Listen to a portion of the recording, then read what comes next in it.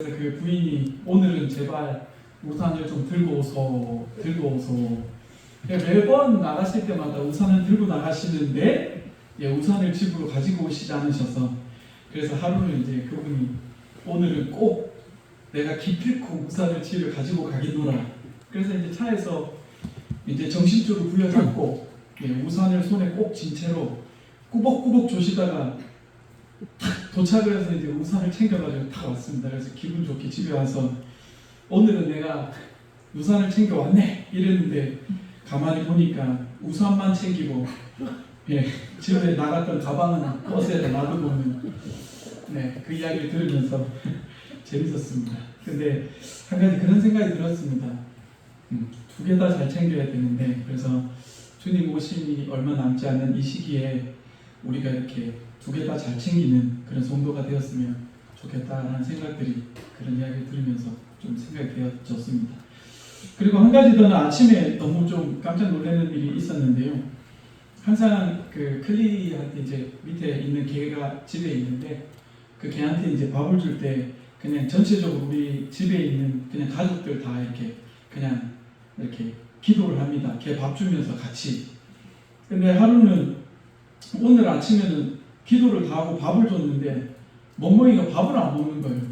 그래서 침은 이렇게 뚝뚝 떨어지는데 밥 먹으려고 소리는 낑낑 냅니다. 밥 달라고. 그래서 이상하다, 밥을 주면 항상 먹는데 왜 안 먹지? 그래 한참 지났어요.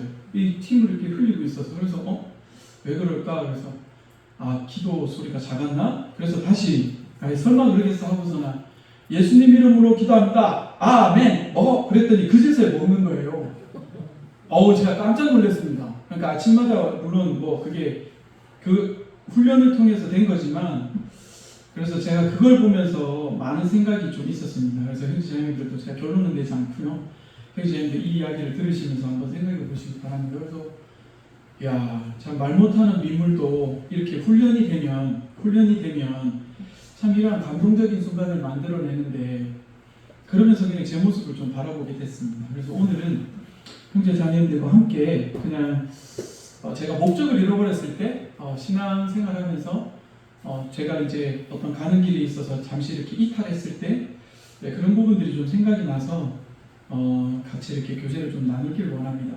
그래서 오늘은 말씀을 하나, 둘, 셋, 넷, 5군데 찾고 말씀을 마칠까 하는데요. 그래서 같이 형제 자매님 오늘은 말씀을 같이 찾아주시고 같이 한번 읽었으면 좋겠습니다. 누가복음 5장 한번 보실게요. 누가복음 5장 12, 13절입니다. 누가복음 5장. 오늘 읽으실 때 그러니까 개인적으로 그냥 나는 이 단어가 들어왔어 하는 단어들이 있으시면 제가 다 읽고 난 다음에 질문을 드리면 이건 답이 없습니다. 그냥 형제님들께서 집중해서 한번 보시고 나는 이 단어가 오늘 내 눈에 들어왔다, 이 단어가 참 감동적이었다고 하는 단어들이 있으시면 그냥 아무 상관없습니다. 그냥 다 이렇게 자유롭게 좀 말씀 한번 해주십시오.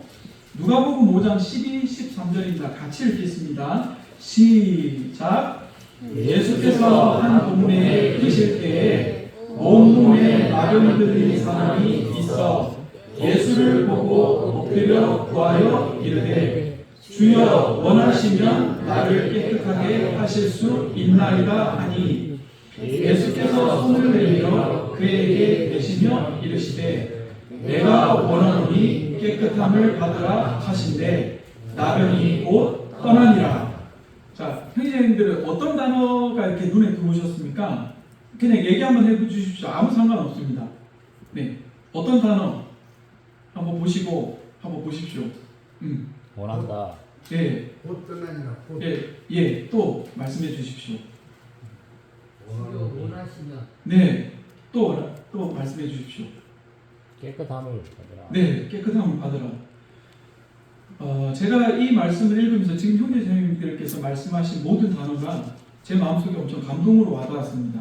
왜냐하면 여기 보시면 형제 자매님들께서 다 말씀해 주셨는데, 나병이라고 하는 거는 그냥 죽음의 문턱에 있는 병. 그런데 제가 이 형제 자매님들 다 아시잖아요. 나병은 우리들의 모습이었다. 예수님을 믿지 않은 우리들의 모습이었다.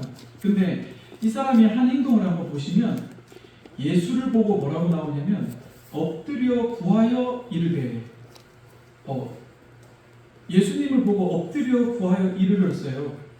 그런데 제가 이 장면을 보면서 조금 들었던 게 우리 형제님이 병원에 가시면 아시죠? 아플 때는 엎드려서 의사한테 인사하고 나중에 낫으면 모른 척하고 나오잖아요. 근데 여기 보시면 솔직히 엎드린다라고 하는 건 왕이나 그리고 굉장히 권력 있는 사람이나 아니면 나의 병을 치료해 줄 수 있는 사람에게 할 수 있는 행동을 이 사람이 합니다. 예수님 앞에 엎드려 구하여. 그래서 제가 구원받았을 때를 한번 생각해 보니까 제가 죄인이었음을 깨달았을 때 정말 그 죄를 위해서 울면서 주님 앞에 기도드렸던 것 같아요. 엎드려 구했던 것 같아요. 그랬더니 주님이 이제 그러면서 말을 합니다. 주여 원하시면 나를 깨끗하게 하실 수 있나이다. 참 우리의 모습하고 너무나도 같다라고 하는 생각이 들었습니다. 근데 그 밑에 보시면 예수께서 손을 내밀어 그에게 대시며 이르시되 내가 원하노니 깨끗함을 받으라 하신데 나병이 곧 떠납니다. 정말 어떻게 보면 우리가 구원받은 가정이 정말 이렇게 나와 있는 장면들을 제가 보면서 다시 한번 제가 목적을 잃어버렸고 또 교회에 어떤 그냥 늘상 이렇게 교회를 나오다 보니 나도 모르게 내가 나병 환자였던 것 그리고 내가 예수님 앞에 엎드렸던 행동들 그리고 주님이 나를 손을 대시면서 원하셨던 것 그리고 깨끗함을 받았던 것 그리고 내 죄가 나를 떠났던 것 자 이런 것들을 기억을 못하고 있었더라고요. 그래서 오늘 제가 드리는 말씀은 새로운 말씀을 형제자매들께 깨달아서 말씀드리기보다는 이미 형제자매들께서 다 아는 사실이지만 그리고 또 강단에서 많이 들었지만 그동안 또 우리가 까먹을 수도 있고 또 잊어버릴 수도 있어서 제가 다시 그 말씀을 이렇게 보면서 형제자매들과 함께 이렇게 말씀을 나누기를 원합니다. 그러면서 제 마음에 그렇구나. 내가 교회 나오는 목적이 어떤 건강을 위해서 아니면 물질을 위해서 아니면 어떤 나의 정신적인 평안을 위해서 아니면 우리 자녀들과 부모님들이 다 이렇게 안정된 삶을 위해서 건강을 위해서 물론 맞습니다. 물론 맞습니다. 하나님께서 이렇게 감사하는 자에게 이 모든 것을 더해 주십니다. 근데 신앙생활을 하다 보면 저도 그렇지만 목적이 이렇게 좀 흐트러질 때가 있는 것 같아요. 그러니까 주님이 구원해 주셔서 이 말씀처럼 너무나도 좋고 나에게 손을 대셔서 내 죄 떠나게 해주신 것만 해도 너무 좋을 때가 있었는데 어느 순간에 안정적인 삶, 나의 고민 이런 걸 하다 보니 내가 교회에 있는 어떤 목적들이 이렇게 떠나게 되는 겁니다. 그래서 그런 목적들이 뭘까 이렇게 생각을 좀 하다가 또 말씀을 보게 됐는데요. 베드로후서 한번 보시기 바랍니다. 베드로후서 오늘 말씀을 좀 찾겠습니다. 베드로후서 신약 성경이고요. 베드로후서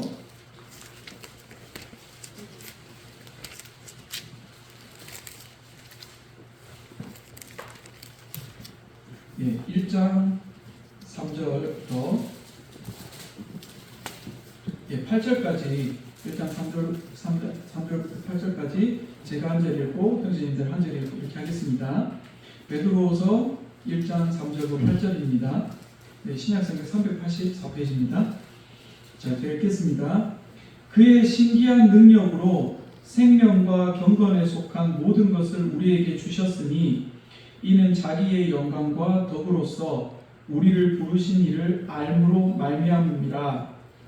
이로써 그렇고 지극히 큰 약속을 우리에게 주사 이 약속으로 말미암아 너희가 정욕 때문에 세상에서 썩어질 것을 피하여 신성한 성품에 참여하는 자가 되게 하려 하셨느니라. 그러므로 너희가 더욱 힘써 너희 믿음의 덕의 지식의 절제를 절제의 인내를 인내의 경건의 형제 우애를 형제 우애의 사랑을 더하라.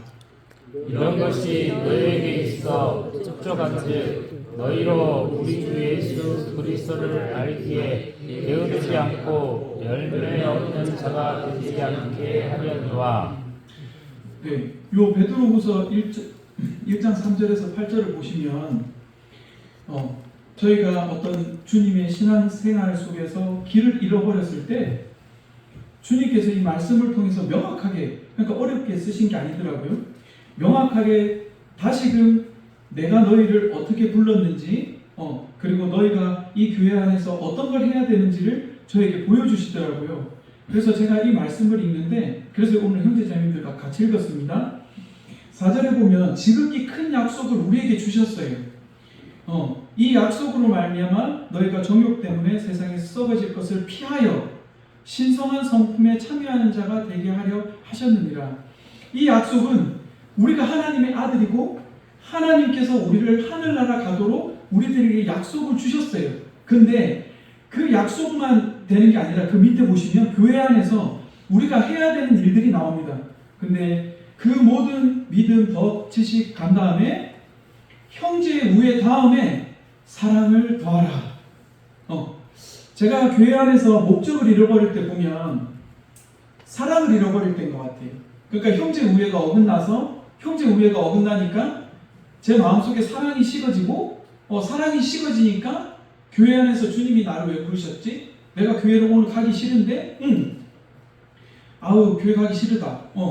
벌써 내 마음에 이런 어떤 하나님께서 명확하게 가르쳐 주신 이렇게 단계가 있는데, 그 단계를 딱 내 마음속에 어기게 될 때 나도 모르게 오늘은 좀 쉬어야 되겠다. 교회 가기 싫다. 근데 제가 놀랬던 건 뭐냐면, 여기 보면 정말 하나님의 말씀에 어긋났을 때 우리 마음이 이렇게 되더라고요. 그래서 이제 9절 보시면 이런 것이 죄송합니다. 10절 보시면 그러므로 형제들아 더욱 힘써 너희 부르심과 택하심을 굳게 하라. 너희가 이것을 행한즉 언제든지 실족하지 아니하리라. 형제님 여기 보이시죠? 그러므로 형제들아 더욱 힘써 너희 부르심과 택하심을 굳게 하라. 너희가 이것을 행한즉 언제든지 실족하지 아니하리라. 제가 이 말씀을 보면서 형제님들 다 보셨지만 그냥 말씀에 이러해라고 끝나시는 게 아니라 행하라고 말씀하고 계세요. 그래서 제가 형제님들한테 율법을 말씀드리는 거 아닙니다. 오해하지 마십시오. 때로는 주님의 어떤 말씀을 지키기 위해서 우리가 때로는 내가 걸어가고 있는 길을 지키기 위해서 우리가 해야 되는 게 있는데, 믿음을 가지고 움직이는 것, 여기 보시면 행한다라고 하는 단어를 해야만 주님 앞에 어떻게 보면 우리가 이탈하지 않는 삶을 사는 것 같아요. 이렇게 우리가 예를 들어서 사랑해 말로만 해놓고 모이자 할 때 안 모여. 그리고 어떤 일이 있을 때 정말 내 마음이 즐거움 아시잖아요. 벌써 집에서부터 흥분되고 뭘 준비해서 가지? 가면 같이 뭘 했으면 좋겠다 이런 생각 들잖아요. 사랑하는 사람이 생기면. 근데 사랑을 잃어버리면 제 마음속에 목적도 잃어버려, 교회 가는 것도 잊어버려.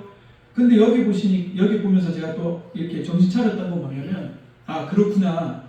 그냥 말로만 사랑해, 모이자 이게 아니라 그렇게 했을 때 내 마음에 이 목적을 잃어버리지 않기 위해선 모이자고 했을 때 같이 모이고, 기도하자 했을 때 같이 기도하고, 교회가 마음으로 가는 그곳에 내 마음이 같이 행했을 때 내가 교회 안에서 어떤 크거나 어떤 대단한 일이 아니라 조금씩 그 목적, 주님이 나를 부르신 목적을 그 안에서 배울 수 있구나 라고 하는 것들을 조금 깨닫게 됐습니다. 그런데 그 밑에 말씀을 한번 보세요. 실족하지 아니하리라. 저 이 말씀이 너무 좋았어요. 주님께서 가르쳐 주신 대로 하면 실족하지 아니하리라. 그리고 11절 보면 이와 같이 하면 우리 주 곧 구주 예수 그리스도의 영원한 나라에 들어감을 넉넉히 너희에게 주시리라. 아멘. 놀라운 말씀입니다. 형제님, 때로는 우리가 교회를 다니면서 부모님들 교회를 다니시면서 끝까지 지금 자리를 지키세요.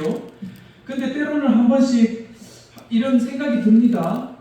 천국에 가는 게 구원받았지만 때로는 우리 마음속에 불안함이 들을 때가 있습니다. 근데 이 말씀을 보십시오. 영원한 나라에 들어감을 넉넉히 너희에게 주시리라. 이 말씀이 너무나도 좋았어요. 그냥 약속을 아까 말씀드렸던 것처럼 하나님께서 우리에게 약속을 주셨어요. 그래서 그 약속, 썩어지지 않는 약속을 가진 사람들은 이러해서 이렇게 해라. 그리고 그것을 행하면 실족하지 않을 거야. 근데 형제님, 이게 진리가 이 속에 있는 게 뭐냐면, 교회 안에서 대부분 다 떠나신 분들 보시면 형제의 우애에 어긋나거나 사랑이 그걸로 인해서 부셔진 상태, 사람이 부셔진 상태가 됐을 때 교회를 떠나게 됩니다. 주변에 보시면 그렇죠. 그리고 그러한 일을 행하지 않았기 때문에 실족하게 됩니다. 그래서 제가 이걸 보면서, 저도 말씀을 보면서 그렇구나, 이 말씀대로 어려운 게 아니, 그냥 나도 이 말씀대로 한 걸음 한 걸음 이렇게 해야 되겠다. 그렇게 했을 때 하나님은 나에게 약속을 주신 겁니다. 그래서 너무나도 좋았습니다. 그리고 다음 말씀은 고린도후서 13장 5절 한번 보시겠습니다. 고린도후서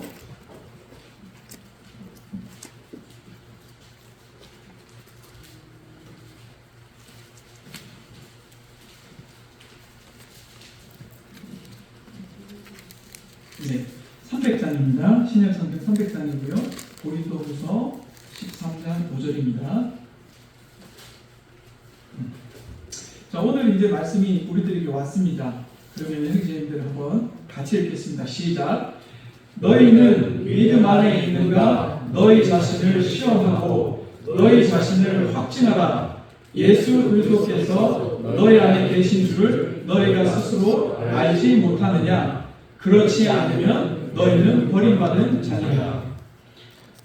제가 이 말씀을 왜 주님께서 우리들에게 해주셨는지를 가만히 이렇게 묵상을 해보니까 믿음에 있는가를 제 스스로에게 계속 물어봐야 되더라고요. 왜냐하면 형제 우애가 깨졌을 때 이거를 저 자신에게 질문을 안 하고 회복되는 길이 너무나도 힘들더라고요. 근데 형제 우애가 깨지거나 사랑이 식을 때 이 말씀, 믿음 안에 있는가 너희 자신을 시험하고, 이 질문을 형제자매가 한번 해보세요. 마음에 어떤 내 마음에 누군가를 미워하게 되고 그 일들이 깨지게 되면 실제로 교회 가기 쉽지도 않고, 수요일날 더 이상 가슴도 뛰지도 않고, 금요일날 교회 가는 시간이 너무 힘든 거예요. 진짜. 근데 형제자매들 사랑할 때 모습을 한번 생각해 보세요. 벌써 7시부터 교회 가는 그 시간이 너무 즐겁고 그 말씀이 너무나도 기다려지고, 그래서 막 7시부터 밥을 먹고 몸 단장을 하고 교회 이렇게 일찍 나가는 우리 모습들이 있습니다. 근데 그때 내 마음에 이게 무너졌을 때, 그때 내 마음에 예수 그리스도가 내 마음에 있다면 나는 어떻게 할 건가? 예수님이 정말 내 마음속에 계신다면 나는 어떻게 할 건가? 나는 정말 주님 품 안에 있는 사람인가를 한번 질문해 보시기 바랍니다. 그래서 이 질문을 제가 보면서 내 자신이 물론 주님 안에 있죠, 교회 안에 있죠, 그게 그런 문제가 아니라 아까 봤던 그 말씀에 있어서 내가 그 말씀대로 행하고 있는 나의 모습이 이탈되었을 때 빨리 말씀으로 돌아와서 이걸 해야 되는데 형제님 아시잖아요. 잘 안 되잖아요. 근데 제가 최근에 주님한테 참 감사되는 부분이 어떤 부분이 있었냐면, 제가 아침마다 이제 성경을 읽는 시간이 그거에서 요즘 듣거든요. 말씀을 계속 틀어놓고 듣는데 참 주님께서 그런 말씀들을 통해서 제게 들려주심 앞에 너무나도 감사가 되는 거예요. 그래서 제가 아침에 일어나서 그 말씀을 듣게 될 때에 주님께서 정말 적절하게 그 말씀들로 하여금 계속 제 마음에 머물게 해주시는 거예요. 그러면서 제가 이 말씀을 이렇게 쭉 읽게 될 때에 정말로 우리 자신이 시험하고 내 자신이 예수 그리스도께 속했는지 안 속했는지를 반문하지 않으면 참 내 스스로가 주님 안에서 그런 어떤 말씀을 들을 때에 참 이렇게 진중하고 진지하게 듣지 못하는구나. 아까 보신 것처럼 나병환자의 모습이 전 참 너무 아름다웠는데요. 엎드려 참 예수님 앞에 엎드렸다라고 하는 그 모습이 제 눈앞에 이렇게 좀 그려졌어요. 그러면서 맞다, 나도 예수님을 믿을 때, 그리고 형제 자매님을 처음 뵀을 때 어쩌다 보면 나도 저 모습이 아니었을까? 참 엎드려서 근데 어느덧 시간이 지나다 보니 이제 엎드리는 건 없어지고 그래서 주님이 또 최근에 저에게 겸손을 허락하시고 또 어떤 과정들을 통해서 이렇게 생각하게 하셨는데요. 그러면서 이 말씀이 생각이 났어요. 그래서 그렇구나, 내 자신을 계속 체크를 해야 되는구나. 내가 지금 믿음이 믿음 안에 이거는 어떤 구원의 문제가 아닙니다, 형제님. 물론 구원의 문제에 있어서 이게 명확하게 구원이다 아니다 생각해라 이런 것도 있지만 성도로서 때로는 하나님의 말씀의 믿음 안에서 정말로 그 믿음을 내가 실행하는지 아닌지를 참 이렇게 주님께서 또 다른 부분으로 말씀해 주시는 것 같아가지고 그래서 이 말씀으로 나눴습니다. 그래서 형제님께서 혹시나 내가 지금 목적에서 이탈했다 싶으시면 얼른 이 말씀을 보시고 말씀을 한번 추스려 보시기 바랍니다. 그리고 좀 이렇게 더 하면 저희 교회 장로 형제님들이 계십니다. 그래서 무서워하거나 어려워하지 마시고 얼른 장로 형제님께 오셔서 그게 사랑의 우애잖아요. 그게 형제 우애잖아요. 그래서 장로 형제님께 제가 지금 마음이 이래요. 그래서 어떻게 했으면 좋겠습니까? 물어보시면 참 그런 일들로 하여금 주님께서 또 길들을 보여주시리라 믿습니다. 그 다음에 갈라디아서 형제님들 잘 아시는 말씀인데요. 갈라디아서 2장 20절 한번 보시겠습니다. 갈라디아서 2장 20절입니다.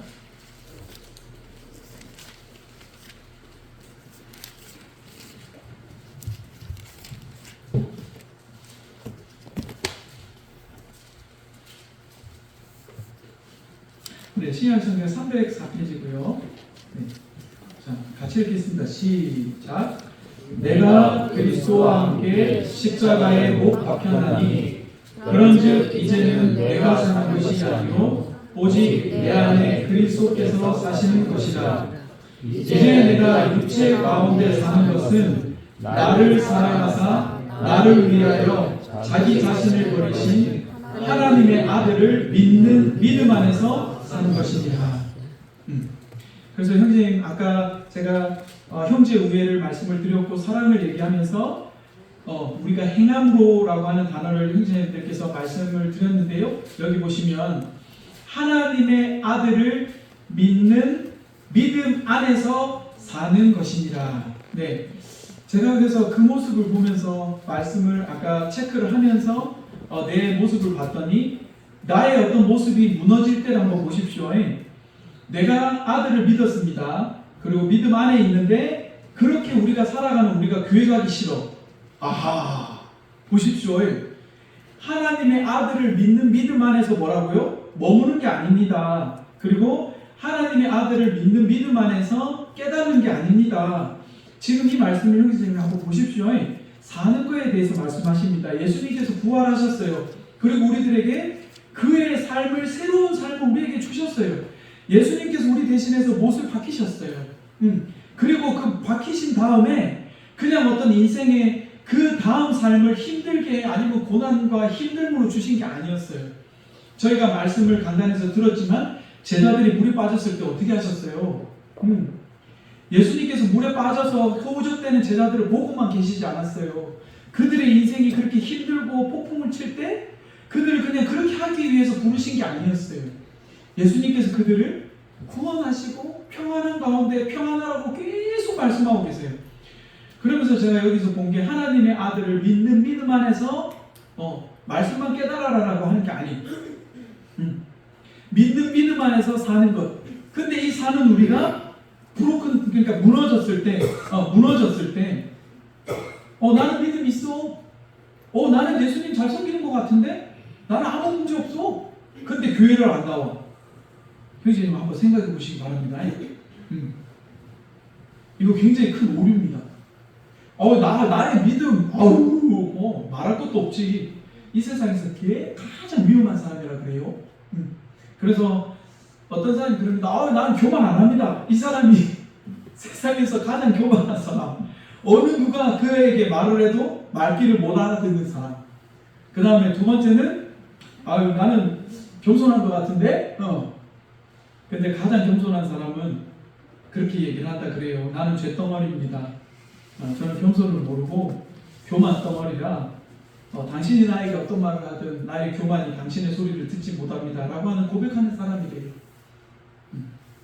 그래서 형제님 이 말씀을 이렇게 들으시고 목적을 잃어버렸을 때 나는 하나님의 말씀을 잘 들었어. 난 틀리지 않았어. 그때 우리의 사랑이 깨어진다는 걸 발견하게 되었습니다. 그래서 형제님 우리가 누군지를 한번 체크해 보시고 그리고 우리가 예수님께서 우리를 살리신 이유는 우리를 이 땅에서 고통과 고난 속에서 두시려고 하신 게 아니에요. 여기 보시면 알지만 이미 죄값은 주님께서 다 받으셨어요. 그리고 우리들에게는 어떤 삶을 주셨냐? 하늘나라에서 예수님과 함께 누려야 될 그 모든 축복의 삶을 주신 거예요. 근데 다만 제가 아까 말씀드린 것처럼 하나님의 말씀에 순서대로 가지 못하다 보니 내가 그 말씀을 이탈하다 보니 제가 그런 일들을 벌이고 있더라고요. 그래서 교수님 오늘 말씀을 들으시고 여기 보면 이제 주님께서 우리와 함께 사시는 것, 그래서 내 육체 가운데 주님이 같이 사시는 것은 우리를 사랑했어요. 그래서 예수님 따라 살기 위해 하셔서, 그래서 우리로 하여금 예수님과 함께 이 땅을 살기 위해서, 누구를 위해서? 교회를 위해서, 주님을 위해서. 왜냐하면 교회는 예수님의 몸된 교회라고 표현하고 예수님이 머리시잖아요. 근데 보십시오. 근데 지금 같은 얘기를 반복해서 죄송합니다만, 근데 그런 우리가 교회에 나오기를 싫어한다. 나다는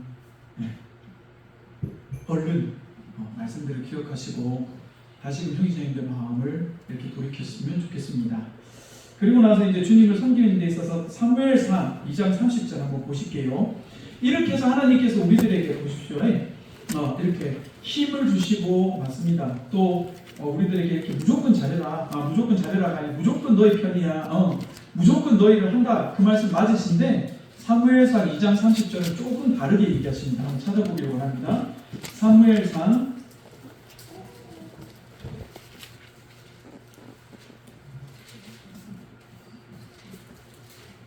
네, 2장 30절입니다. 보시기 바랍니다. 사무엘상 2장 30절. 무조건 덮어놓고 너희를 사랑해 맞습니다. 근데 사무엘상 2장 30절은 조금 다르게 나옵니다.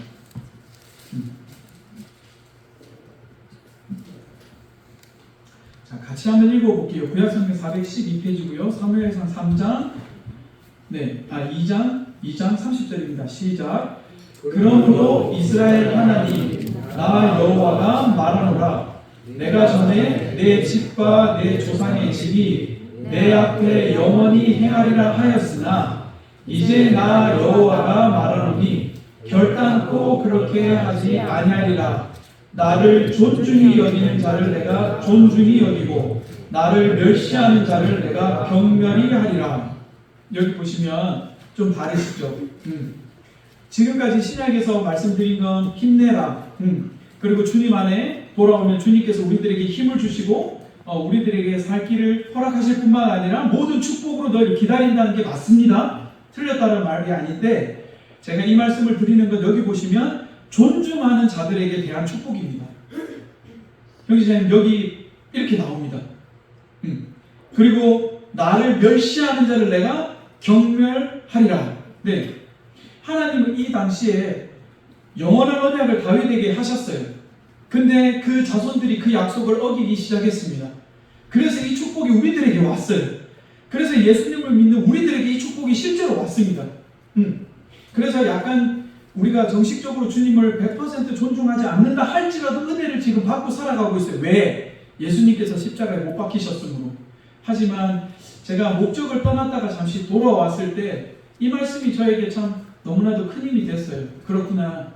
하나님이 무조건 덮어놓고 잘못해도 아닙니다. 제가 최근에 깨달았던 게 그게 아니더라고요. 하나님은 잘못을 했으면 그 잘못에 대한 값을 지불해야 돼. 근데 너무나도 그거 한 게 저희가 청년회 때 이제 이렇게 여호수아를 배우는데 저도 그 말씀 보고 참 이렇게 마음에 깜짝 놀랐었습니다. 아간이라고 하는 사람이 나오는데 여리고성이 무너지고 모든 그것은 내 거니까 나한테 바치라고 하나님이 이제 이스라엘 백성에게 얘기를 해요. 왜냐하면 내가 싸움이고 그리고 그 첫 번째 일어났던 그 모든 것은 내 것이니 너희가 취하지 말고 나에게 바치라라고 하는 명령을 내립니다. 근데 아간이 어떻게 하냐면 거기에서 좋은 것들을 자기가 가지고 가서 천막에 숨겨요. 그 많은 이스라엘 사람들 중에. 근데 그거를 하나님께서 발견하시고 공개적으로 아간을 부릅니다. 그래서 아간이 공개적으로 회개를 해요. 자기가 무슨 일을 벌였는지 그리고 어떤 일을 했는지를 다 백성들한테 얘기를 합니다. 자, 그러면 어떻게 하셔야 될까요? 회개를 했어. 그럼 어떻게 해야 될까요? 용서해 주셔야 되잖아요. 근데 그 값을 하나님께서 그에게 물으십니다. 제가 그 장면을 보면서 야, 우리 예수님이 안 계셨으면 이거 큰일 날 뻔했구나. 그러면서 아간이 거기서 죽게 됩니다. 온 가족이 다 같이. 왜냐하면 그 값을 그가 받아야 됐어요. 이스라엘 백성을 교회라고 쳤으면 그 안에 우리가 각각의 삶들이 있습니다. 근데 하나님 앞에 잘못된 부분을 우리가 아랬을 때 그 아래고 난 뒤에 우리는 죽어요. 왜? 죄의 값을 치러야 되니까 아간처럼 똑같이. 근데 우리는 죽지 않습니다. 왜? 예수님이 우리의 그 죄값을 매일매일 치러주시니까. 이게 너무나도 놀라운 말씀이 있어요. 그래서 떡가잔을 대할 때마다 내가 오늘 이번 주에 죽지 않았던 이유는 예수님께서 나의 이런 죄를 가지고 가셨기 때문에. 아간과 똑같은 일을 우리가 교회 안에서 때로는 우리들 각자의 삶 속에서 죄를 짓게 될 수가 있잖아요. 하나님은 그 죄값을 물으십니다. 왜냐하면 죄의 값은 사망이라고 하나님께서 값을 정해놓으셨기 때문에 그래요. 그거는 이 땅에 누가 바꿀 수 있는 게 아닙니다. 죄는 값을 무조건 치러야 합니다. 형제님, 우리 멍멍이가 있는데 바깥에 풀어놨는데 멍멍이가 완전 똥물에 완전 뒤집어 쓰고 왔어요. 그래 이제 누가 그 동영상을 찍어놨는데 보니까 걔가 엉망진창이 됐어요. 그래 안아달라고 주인한테 오는데 주인이 어떻게 해요? 이렇게 걔가 당황합니다. 제가 그 장면을 보면서도 그런데 하나님이 거룩하신 분인데 우리가 그런 어떤 더러운 모습으로 하나님 앞에 왔을 때 하나님께서 그 값을 치르길 원하십니다. 하나님은 값을 분명하게 치르십니다. 아간의 사건을 형제님 꼭 기억해 주시기 바랍니다. 그는 이스라엘 백성이었고 하나님의 역사 속에 같이 매일매일 하루를 걸었던 사람입니다. 여리고성이 무너지는 것을 발견을 했고 그 안에 수많은 보물들이 있는 것을 그가 봤어요. 그가 똑같이 이스라엘 백성과 걸었고 그 수많은 시간들을 보냈는데도 불구하고 하나님 앞에 회개했는데도 불구하고 그는 그 값을 치러야만 했습니다. 근데 우리는 그 값을 안 치러도 됩니다. 왜냐하면 예수님께서 이미 다 치러 놓으셨어요. 근데 다만 오늘 형제님들께 드리는 말씀은 예수님께서 그렇게 힘들게 얻어놓은 게 바로 이 교회라고 하는 사실을 잊지 마시기 바랍니다. 그래서 형제 자매님들 삶 속에서 무너졌을 때 얼른 교회로 오세요. 그리고 더더욱더 마음이 상하고 더더욱더 누군가에 대해서 불편할 때 교회로 오세요. 그럼 하나님께서 형제 자매님들을 회복시켜 주실 겁니다. 그리고 귀를 열어서 하나님의 말씀을 듣게 해주실 겁니다. 그래서 여기 보시면 나와 있지만 나를 존중히 여기는 자를 내가 존중히 여기고 나를 멸시하는 자를 내가 경멸히 하리라. 그래서 솔직히 이 말씀이 저의 마음에 주님 앞에 정신 차리게 해주셨어요. 그러니까 이 말씀으로 인해서 내가 정죄하겠다. 형제 자매님 혼날 거니까 준비하세요라고 말씀드리는 게 아니에요. 하나님은 무조건 좋다 무조건 복줄게 이런 게 아니에요. 하나님은 분명히 교회 안에서 형제 자매를 존중하는 사람, 그리고 교회 안에서 그렇게 하다 보니까 형제 우애가 생기고 그렇게 하다 보니 사랑이 생기고 그렇게 하다 보니 모이는 게 즐겁고 그렇게 하다 보니 성경 말씀을 듣는 게 즐겁고 그렇게 살아가다 보니 하나님의 삶이 너무나도 즐겁고 그렇게 하다 보니 우리가 목적을 잃지 않고 여수시청로 교회 모든 형제 자매님이 예수님을 배울 때까지 깨어있는 삶을 살고 그래서 제가 실제 형제 자매님들이 이렇게 잘 사시지만 이제 많이 들으셨을 거예요. 두 가지 예화만 드리고 제가 마치겠습니다. 그래서 하나님 앞에서 그 존중이 여겼던 사람에 대해서만 다 아시는 내용인데 다시 한 번만 말씀을 드리겠습니다. 누구냐면 그 에릭 리델이라고 아시죠? 저번에 장로 형제께서 다 한번 얘기하셨는데 영국 사람이고 100m 올림픽 달리기 선수입니다. 근데 다시 한번 이분을 제가 이렇게 생각하게 됐는데 올림픽이 작은 게 아닙니다. 그래서 형제님들 TV 보시면 그 선수촌에 들어가서 4년 동안 아시죠? 정말 그 올림픽만을 위해서 준비해서 막 TV에 나오고 유망주다고 이렇게 하고 우리도 그 사람이 나가면 무조건 금메달 딸 거야 라고 하는 기대가 있잖아요. 근데 이 에릭 리델이 영국에서는 100m 그냥 금메달 따놓은 사람이에요. 그래서 유명해졌습니다. 1924년 파리 올림픽인데요. 근데 이 에릭 리델의 부모님이 누구냐면 그 중국 선교사십니다. 그래서 에릭 리델은 영국 사람인데 중국에서 태어났고요. 그리고 나중에 이 사람은 이제 중국 선교사로 갑니다. 그래서 이제 파리 올림픽에 가서 이제 100m 달리기를 해야 되는데 아이고야 이날이 일요일이네요. 그래서 에릭 리델이 이제 공식적으로 발표를 합니다. 주일은 하나님의 것이고 그 법을 따를 뿐이다. 이 말이 너무나도 멋있더라고요. 주일은 하나님의 것이고 그 법을 나는 따를 뿐이다. 제가 오늘 행함에 대해서 형제님들께 말씀을 드렸고 존중에 대해서 말씀드렸잖아요. 그래서 형제님들도 한번 생각을 한번 해보시기 바랍니다. 그래서 주일은 하나님의 것이고 그 법을 따를 뿐이다. 그렇게 얘기하고 했더니 언론이 가만 안 있겠죠. 그 당시 영국 언론이 뭐라 그러냐면 편협하고 옹졸하다. 와, 그 얘기. 막 그 100m 나갈 때만 해도 이 사람은 우리의 영웅이다. 금메달 따놓은 당상이라고 했는데 일요일날 교회 간다고 하니 편협하고 옹졸하다. 그리고 조국을 저버린 배신자다. 이런 처우를 받았는데 에릭 리델이 교회를 갑니다. 그리고 주일날 그를 경외하는 모습으로 예배를 드리러 갔습니다. 그리고 월요일날 됐는데 자기 분야가 아닙니다. 400m 경기를 나가서 형제님들 아시는 것처럼 세계 신기록을 세우고 400m에서 영국한테 금메달을 갖다 줍니다. 그리고 200m에서 또 동메달을 따고 조국한테 동메달을 바치게 됩니다. 그리고 나서 이 에릭 리델이 그러면 조국에 가서 엄청났겠죠. 맞습니다.